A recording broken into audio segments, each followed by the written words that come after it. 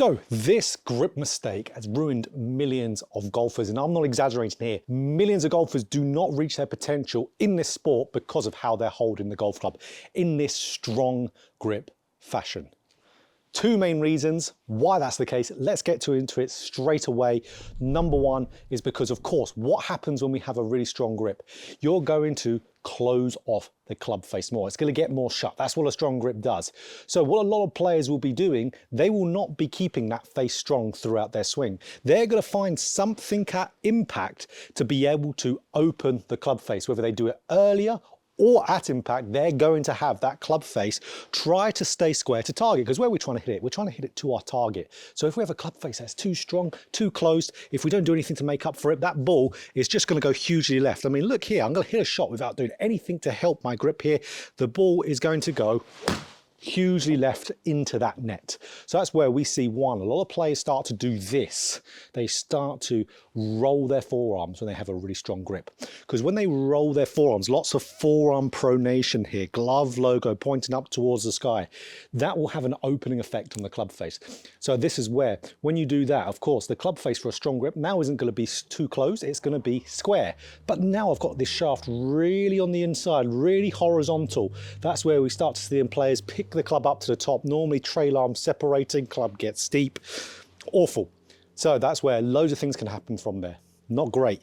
But secondly, you will see a load of players like this with that real extended and cupped left wrist position, because what that does, that keeps the club face square for a stronger grip. So it's a functional matchup to some extent. But what happens when you have this cupped left wrist? It's a steepener of the shaft. So we get steep in that downswing, where if you stay in posture and turn, you'll swing over the top. Or what we normally see there, we see players with steep shafts start to stand up to re-shallow the club later. Now they've got early extension. Now their swing is just horrifically timing based.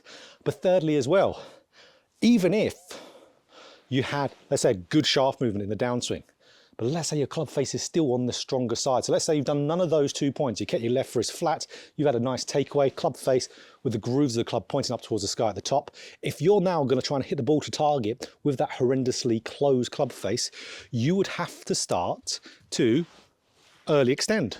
So you would have to stand up coming through the golf ball, because when you stand up, the hands get higher, because of course when the body goes more up, hands are going to follow it.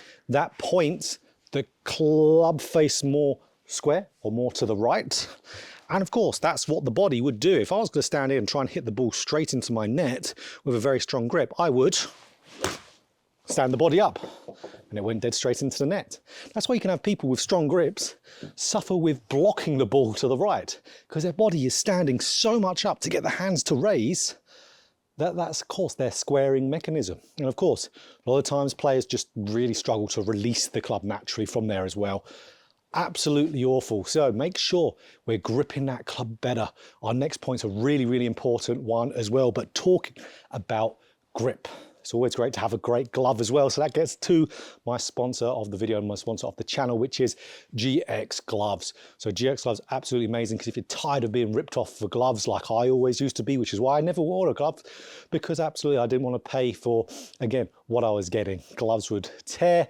When the gloves tear, when you practice a lot, again, I just thought, let's just not wear one. But now that's where with GX Gloves, of course, absolutely amazing material that is absolutely extremely sturdy, which is brilliant.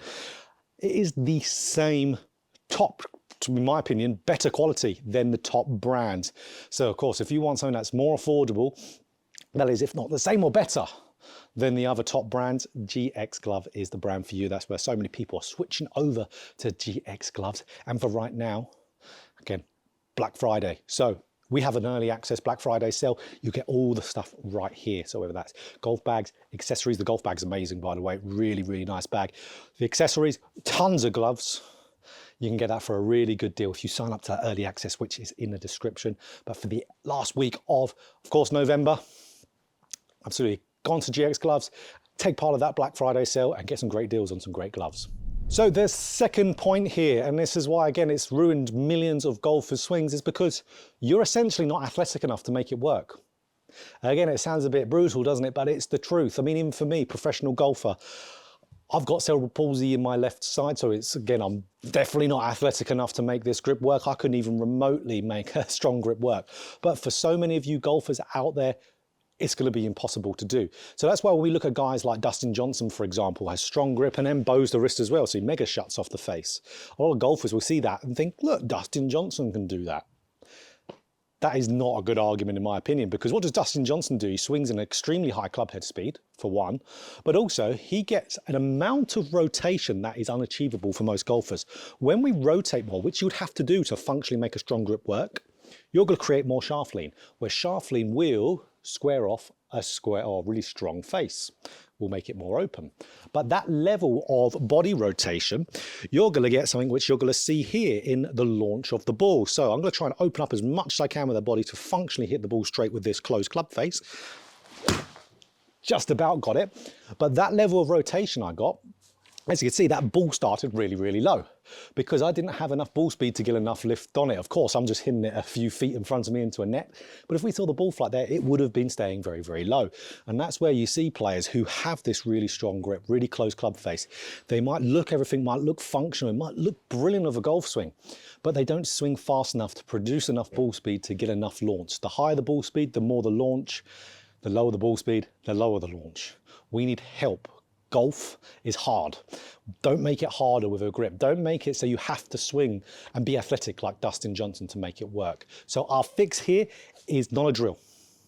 It is simply, I want players at the maximum to look down at their nice GX glove here and see 3 knuckles at most. I would rather see 2.5. Make it easier. Best player of all time, what did he swing with? Again, a neutral grip. That's Tiger Woods, of course. So we can see with that trail hand, we want that line between thumb and the metered hand point towards the right pec. We don't want that pointing outside the right shoulder. We do not want that.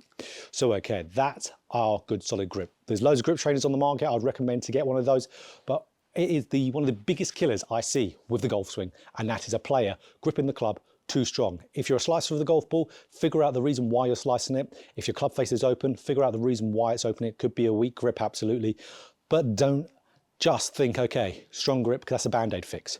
You will suffer in the future. That's why so many golfers never break 90, is because they're doing things that don't, of course, lend to long-term improvement.